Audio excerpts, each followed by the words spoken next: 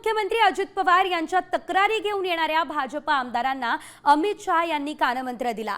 आपली संख्या अधिक आहे, मागे हटू नका, आक्रमकपणे कामांचा पाठपुरावा करा असं अमित शहा म्हणाले। अजित पवार माझ्याकडे तक्रार घेऊन यायला हवे असं देखील त्यांनी सांगितलं।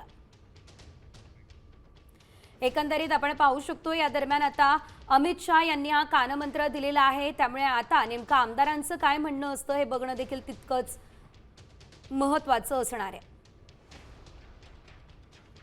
अधिकचे अपडेट ग्राफिक्सच्या माध्यमातून आपण घेणार आहोत। आपण पाहतोय अजित पवार माझ्याकडे तक्रार घेऊन यायला हवे असं अमित शहा यांनी म्हटलेलं आहे।